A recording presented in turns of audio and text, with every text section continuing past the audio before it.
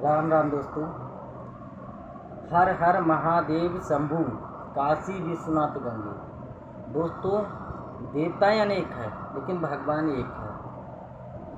33 करोड़ देवता और भगवान दोनों की तुलना एक नहीं है, दोनों की क्वालिटियाँ अलग हैं। क्योंकि देवताएं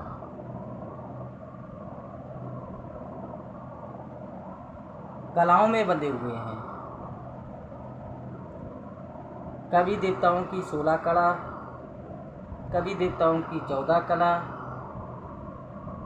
कभी देवताओं की 8 कला हो जाती है और कभी देवता कलाहीन में आ जाते हैं। क्यों कलाहीन में आ जाते हैं देवता? जैसे जब मनुष्य सुधरता है, सत्य को धारण करता है, तब वो 16 कला संपूर्ण कहलाता है। वही देवता जब नीचे गिरता है संग के रंग से, जिसे बोला है गीता में, संघात संगते कामा, तो वो मनुष्य बन जाता है। मनुष्य इसलिए बोला है, मन का उपयोग करना बंद हो जाता है। तो भगवान और देवता दोनों में अंतर है। अगर देवता ही भगवान है तो ये पुराने प्राचीन मंदिरों में देखा होगा आपने, शिव की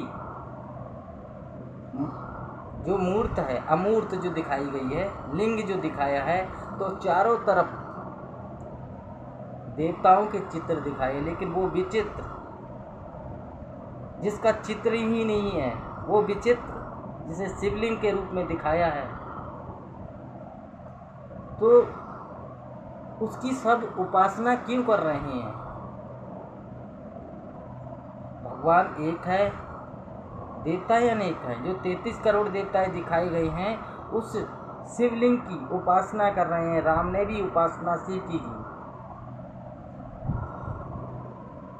अमरनाथ में भी उपासना शिव की की, केदारनाथ ने भी उपासना शिव की की, सोमनाथ ने भी उपासना शिव की की। तो भगवान शिव ही एक भगवान है, अनेक भगवान नहीं हो सकते। जिसे पूर्णमिदम बताया है वो पूरा ही है। पूर्णमिदम उसे कहा जाता है जैसे कि समुद्र पूर्ण है, उसमें से गंगा जमुना नदी नाला जल ले लेती हैं, तब भी वो पूरी ही बचता है। ऐसे ही भगवान जो कल्पांतकारी है, अनंत है, पूर्णमिदम है, उसमें से हम मनुष्य आत्माएं ज्ञान रूपी जल अपने बुद्धि रूपी सरोवर में, नदियों में भर लेते हैं, तब भी वो पूर्ण है। तो भगवान एक है, देवताएं अनेक हैं, दोनों में अंतर है।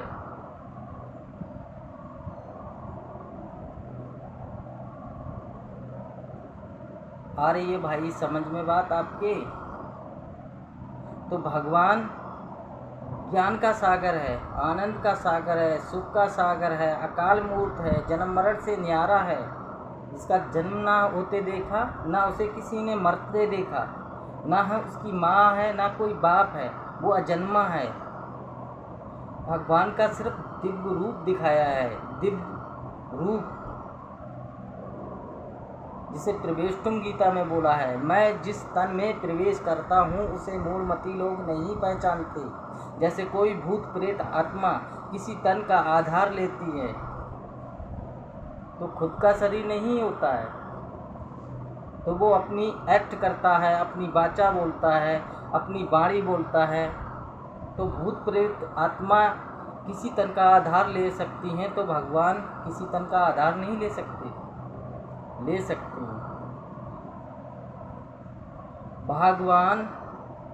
भाग्यवान को ही कहा जाता है।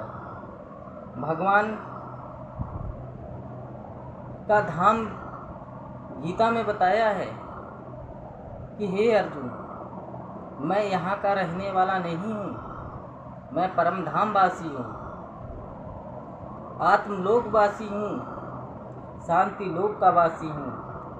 न तत्भास्ते सूर्यो न शशांको न पाप का निर्बलते तद्धामा परमम। जहाँ सूर्य का प्रकाश नहीं पहुँचता, न चंद्रमा का प्रकाश पहुँचता, इन ताड़ोगढ़ का प्रकाश नहीं पहुँचता, मैं वहाँ का रहने वाला हूँ। मेरा ऊंच से ऊंच धाम है, जिसे लोग कहते हैं ऊंचा तेरा धाम, ऊंचा तेरा काम, ऊंचा तेरा नाम। सत्यम शिवम सुंदरम, मेरा काम ही है, मेरा नाम ही है। तो मेरी तुलना हर किसी में कैसे हो सकती है? मैं कण कण में नहीं हूँ, जर्रे जर्रे में नहीं हूँ। मैं सर्वव्यापी नहीं हूँ, मैं एक व्यापी हूँ। भगवान ने बोला है गीता में कि हे अर्जुन, न अहम तेसु ते मयि। जिस तरह ये सृष्टि रूपी वृक्ष है, इसका बीज कौन है? अहम बीज प्रजापिता, मैं बीज हूँ। इसकी जड़ें, तनाव, टहनियाँ, पत्ते, ये संसार है। तो ये वृक्ष मुझ में समाया है, मैं किसी में नहीं समाया हूँ। तो इससे साबित होता है कि एक ही परमपिता परमात्मा शिव है, जो तन का आधार लेता है, कर्म बंधन में फंसता है, सुख दुख भोगता है, लाभी हानि होती है, वो मनुष्य ही कहा जाता है, क्योंकि वो मन का प्रयोग करता है और मन का दुरुपयोग भी करता है। लेकिन भगवान